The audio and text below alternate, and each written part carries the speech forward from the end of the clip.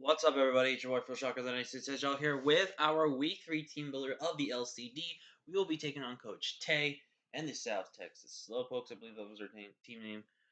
This is looking to be a very kind of a unique matchup here because I'm definitely taking a bit of a creative build against this team because this team definitely has some things that really shut down a good couple of things on my team. But before we get into details about that, if you guys are new here, leave a like if you haven't already. Subscribe if you are new. Join the Phil Shocker crew today because you'll be further with the king of the crew.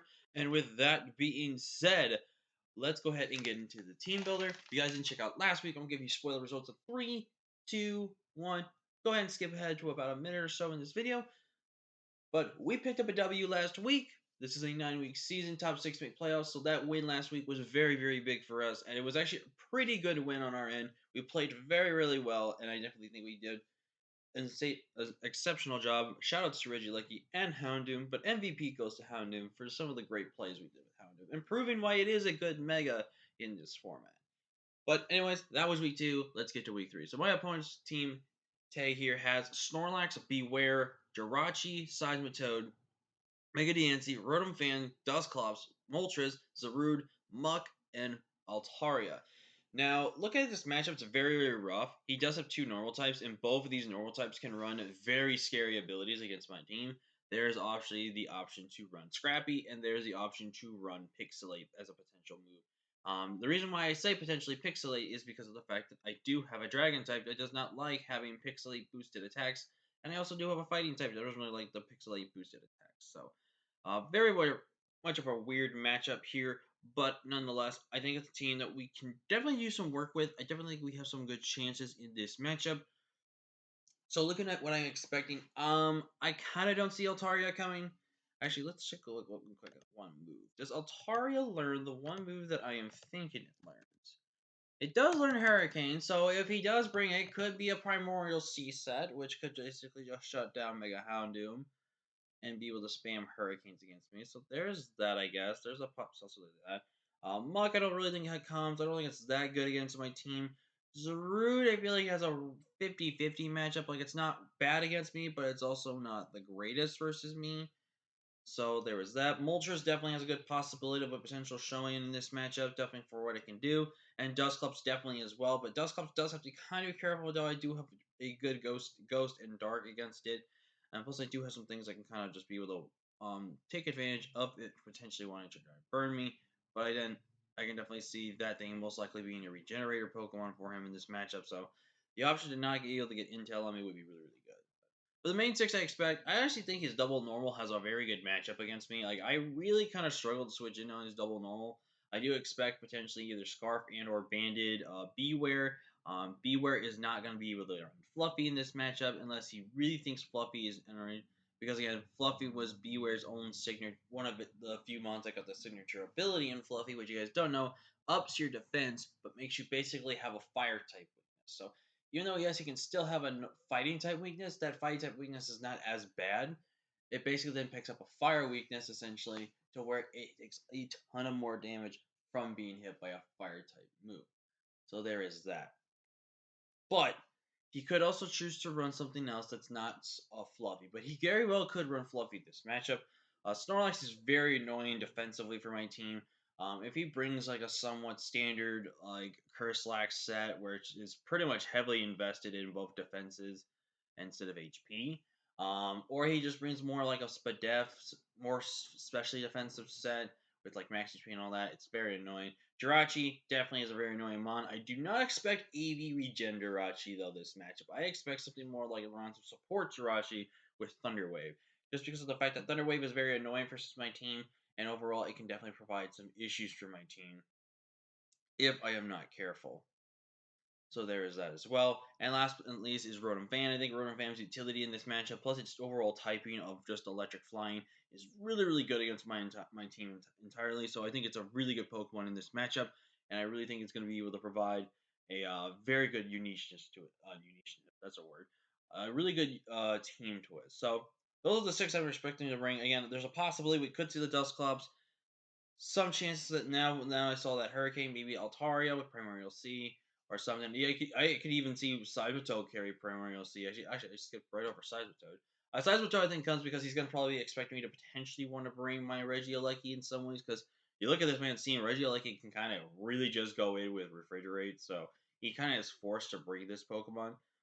He definitely could bring a Swift Swim variant with Primordial Seed. That's not a bad idea on his end. And if that is the case, that's gonna be a really that's gonna mean that he's gonna be a bit more of an offensive Pokemon versus being a defensive Pokemon. So I think that's what's gonna really give us a advantage going to there is that he'll be less likely to take hits and we'll be able to likely do a lot more to him. So very good there. But that's the team. I actually after now thinking that I might make some changes, but I'll probably do that off the recording, obviously, just to double check some things. But we'll go from there. So looking at the team, what I think also you can just ignore this. I'm just getting prepared for my LDL VDC finals game going against DJS. So, and this is not my team, by the way. These are just old teams. So, So with the first Pokemon I looked at, and I really looked at this team, what switches into Scizor really after I start setting up. So we're bringing a bit of a bulky offensive Scizor this matchup here. We're running Code Red here with the Flash Fire ability. Literally, I think was the only good ability I could run this matchup. Now I can run Bullet Punch if I think Bullet Punch is a really good idea in this matchup. But I generally think it doesn't need to be bring because Bullet Punch really doesn't do anything else for me in this matchup. Yeah, it gives me priority, and yeah, I could take some damage. Excuse me, sorry about that. I could take some damage from Dainty from its rock coverage moves, but there's a chance he may not even bring that. But overall, Scizor, fantastic Pokemon in this matchup. I think after a SD or two, Scizor kind of just goes in. Again, like I said, I went with a kind of a bulky offensive variant instead of like a straight offensive one because I want to be able to carry some speed. I'm actually running Jolly where I could probably run Jolly to where I can run Adamant this matchup, but I think the extra bulk is actually going to be make Scizor really annoying. It's going to make him kind of question exactly what kind of spread and set I could be here. But basic with the speed, I am faster than a non-speed invested Rotom Fan, which means most likely I outspeed his other bulk Pokemon. So basically, if Sasmatron is a bulky variant instead of the Rain Dance variant, which we're going to see with having Swift Swim, then I will outspeed Sasmatron and bonk that in the nose with a big old knockoff. Now, I may not try to set up early game. I may just try to go for knockoffs, try to get some damage off. Also, another reason why I have Flash Fire there is because it gives me now a Flash Fire immunity with having Will-O-Wisp, which is really cool. And this basically can wall Moltres. And I can pretty much set up freely against Moltres, which is really, really good. And this also lets me pretty much set up freely against the Dusclops, because Dusclops having Will-O-Wisp, yeah, he can hit me with it, but it's not going to do any damage to me because, again, Flash Fire immunity. So that's going to be really, really good there. I definitely expect Scizor to potentially be either a very strong breaker or potential win con in this matchup. And I have the Lum Berry on there just in case I try to get status or burned off of anything else from side effect moves, because I think that was the best kind of option to go for there. I could have maybe gone something with like leftovers and something like that, but I think Lumberry is just a safe bring on my end. I think it's really, really good. Up next, we have the Bull E. With the expert belt this week, are running Scrappy because of the fact that there is a Dusclops and the fact that he does potentially run Intimidate support on some of his mons. This is definitely a mon I don't think I really want to have weakened. But we're bringing Bully here with the max speed, max speed and max attack, because this lets me speed tie with Yancey, so that always becomes a speed tie, and this also just guarantees that it's faster than anything less than base 100 and below. So I will get instant intel of their Scarf. This also will let me know if the Zarude comes, if it is Scarf as well, because I will be outspeeding the Zarude. We are running Iron Head, Return, Rockhead, Iron Head, Return, Earthquake, and Rock Slide. Rock Slide just to counter his flying types, which is pretty good there for the expert belt boosted damage. Earthquake just to get some extra damage off on that Jirachi. Return is just pretty much free in that point in the matchup, and then Iron Head just to get rid of that Jirachi. Now I know having Earthquake plus Iron Head is probably not necessary. Let's actually just look at this damage actually. So we have Tauros with Earthquake, Expert Belt, Scrappy. The Earthquake doesn't guarantee the KO, and I'd rather guarantee a KO than anything else. Plus, if anything, I only carry Earthquake just to counter Jirachi, just because Jirachi is a very annoying Pokemon. I could have maybe ran something else like Facade potentially, but I didn't think I really needed it. So But overall, Tauros I think can actually be a really good breaker in this matchup, and I think there's very little switch into his team they can really do. I really wanted to put maybe a fighting type move on here, but again, I didn't think I really needed with how the amount of normal spam I am. And I was also debating on going with Silk Scarf for this matchup, and I actually might change that to Silk Scarf. But I feel like the extra belt is just really good extra damage, especially with Rotom. And Rotom's a very defensive variant, so I need to be sure to take that thing on really well without getting try to get burned. Excuse me.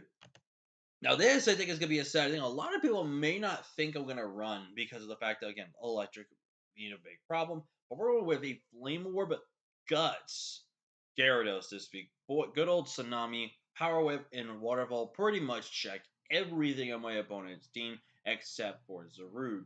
Now, I really didn't want to run Ice Fang. I kind of wanted to run Crutch to get a guaranteed potential KO on Dusclops, but I'm going with the smart bring and going with Ice Wing just to carry as coverage options because having coverage options is good. And plus, if he does end up bringing that Altaria as well, having Ice Wing is there just to guarantee knock that thing out. So it's really, really good. But running 96 HP, max attack adamant, 17 into defense, and 144 speed. With the Dragon Dance, I do outspeed everything on his team, including Mega Zancy at max speed. So anything in his Choice Scarf will be revealed to me after I hit a +1. So that is good information to know right there. And plus, I'm pretty... No, I actually would not outspeed Rotom around. Rotom hits 86 or 87. But Gyarados, fantastic breaker, potential win con, and you backup win con as well. So I think there's a good couple of ways I can win this game, not straight up, but I can pretty much win this game in the back with having things in the back there as well. So definitely some things to note there for Gyarados. I definitely think Gyarados can put in a lot of work this game. Up next, we're bringing Super Indigo, our Galar Slow Queen right here. We're just going to call it Queen because of the fact that, it's Indigo. And yeah, she's a good person, by the way. Go check her out on Twitter and Facebook, whatever social media has. Yeah. Okay. Anyways, but we have a sheer force variant, and I was debating with this. I was debating on maybe Magic Guard, but the Magic Guard didn't make much sense because all I can be really done is put to sleep, burn, and all that, and I didn't think it was really that worth it. I was gonna go Dauntless Shield again because I definitely think Dauntless Shield is pretty good in this matchup. But then I was thinking to myself, Slowking can actually offensively, under Trick Room, really start pounding away at my opponent's draft. It won't possibly win, and it won't possibly be a breaker, but it really puts on a heavy pressure on forcing switch outs and forcing me to see if any Pokemon are carrying Regenerate or not, or carry any type of other moves that can help them out in that type of situation. So I think that's really, really good. I have to run Fire Blast though, which is going to be the really scary thing though, because that's my main way to really beat things like Zarude and Jirachi. Otherwise, I could just Psychic Spam everything and just start nabbing KOs or weakening down teams. Now, I am running Sheer Force, so I gotta take the risk of not getting burned and getting special defense drops. So Snorlax is a very specially defensive tank. Snorlax is really gonna take these hits up, but we're going with 176 in HP, 173 defense, and 160 special attack with the Quiet Nature. If that's def boosted offense, I really think this set's gonna really come out and really work for us here.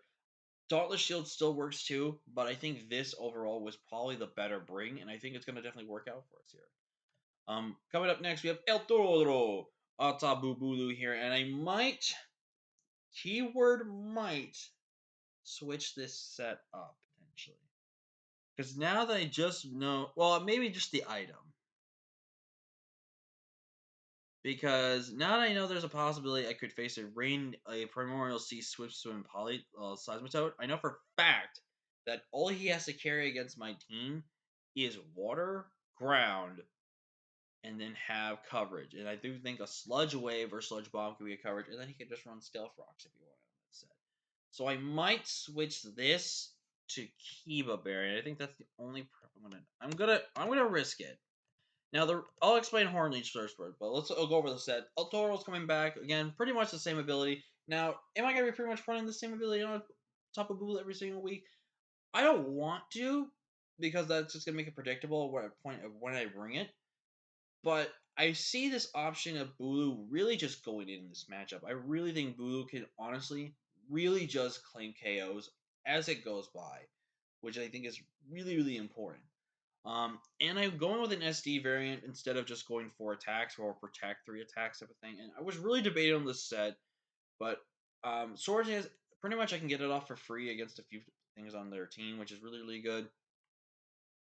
But the main 3 moves here being Horn Leech, Rock Slide, Earth, and High Horsepower. I was so debating on whether I wanted to do. I could have used Close Combat because I could have 2 KO Jirachi, but Jirachi then revenges me easily, so I can't do that.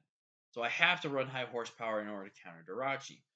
Horn Leech counters just about every single thing else on my opponent's draft. But then there's obviously things like Zarude that does get access to Iron Tail, so that could hit us super effective damage. But Rock Slide does guarantee at least roughly a close to a KO right there, and I can always live one as long as I'm healthy enough. Because Bulu does have naturally good physical defense and stuff like that. So we are running enough speed that at +1 we do outspeed everything on their team except for Scarfers. And if I get to +3 speed, then that Seismitoad is not big of an issue. And the really good thing about Seismitoad as well is we pressure that thing from not coming in. So as long as we set up an SD in front of that thing, if it is eventually a window berry offensive set and it lives the hit, then we basically revenge that and it tries to go for the Sludge Wave kill. We then revenge it back with the Bulu and go from there. But again, if he's not Primordial C on that poke on Seismitoad, then at +1 speed and +2, this thing basically guarantees 1 to 2 hits, yeah, 1 to 2 hit KOs every single Pokemon on his team, and I think Blue can really, really put some good offensive pressure in this matchup. And I do believe Tapu Bulu is going to do some work here. Coming back here for his redemption for this week, we have good old reliable Mega Houndoom. Cerberus here, Nasty Dark Pulse, Sludge Bomb, and Iron Tail. You may be asking yourself, why in the world am I running Iron Tail in this set? Well, I'll explain. First off, I'm not running fire coverage again. Why? Because, for one, it definitely doesn't have that best of a matchup for fire coverage wise. And two, every single week, I am expecting someone to either bring on their water types or Pokemon that maybe doesn't make some sense to run it or anything like that to have Primordial C. The Hippowdon last week, I'm actually very surprised that was on Hippowdon of all Pokemon. But what was I gonna say? Oh, the fact that I pretty much know that my opponents, in some way or another, are forced to bring this. Excuse me there. I'm sorry. Did not mean to sneeze. That's the first time I think I already sneezed on the recording. Anyways, I think I've always forcing my opponents to have to bring one Mon with Primordial C. And you think about that, that's really good prep intel. And what's really, really good is that they'll have to pretty much bring that in almost immediately against Houndoom to shut down my drought. But that's good information to know which one, especially if I go for an attack force, get set up and everything like that. Now, I am rocking a very unique set, as you can see. I'm running the same moves, but I'm not running Destiny Bond this time to be cheeky. I don't think Destiny Bond's really all that great in this matchup, even though it can kind of do some work. We are bringing a variant that can pretty much check about everything on this team, and plus, it's most likely going to just be a breaker for this team. At +2, Dark Pulse plus Sludge Bomb pretty much can do around 2 hit KO, 3 hit to 2 to potentially 1 to 2 hit KO on almost everything on the team. Just about, except maybe a really especially defensive Snorlax, and obviously Beware. It can at least take 1, like I said, be 2 hit KO'd by Sludge Bomb, and then obviously can just revenge me. But that's really good information and good damage off on the Beware, which I will always take. Now, I am running Iron Tail. Now, this is a good move to counter the Diancie. Obviously, I have bad attack. But with the 77 attack investment that I have put into this Pokemon, at the very lowest damage, unless he is HP and or defense invested, which he could potentially be, I know that and I understand that. But Iron Tail, if he's just straight off offensive, Iron Tail does 99.7 to 100 some damage. So unless he's very defensive, I still have a roll in my battle. He rolls suitably mostly into my favor to kill with Iron Tail, and that's really good. Plus, if I get any Dark Pulse or Sludge Bomb damage, I should pretty much always guarantee knock it out with Iron Tail. So that's gonna be really good there. So yeah, that's gonna be the team, guys. I'm feeling really, really proud of this build. Again, I kind of have some concerns on maybe some of the builds here I could have changed up with, but overall, I think I built a really, really solid team. I think this team's really, really good. And I'm just really looking forward to how we do, and hopefully have a nice, good matchup against Tay. I've never faced Tay before, I'm pretty sure, so I'm really looking forward to that. But yeah, if you guys are excited for this, game to happen. Definitely would like if you have any. Get your supports going for there. Hopefully, we can pick up another win, go 2-1, and have a good start to the season right now in the third way of the competition. But yeah, like, comment, share, subscribe. I will see you guys next time. And until next time, guys, peace.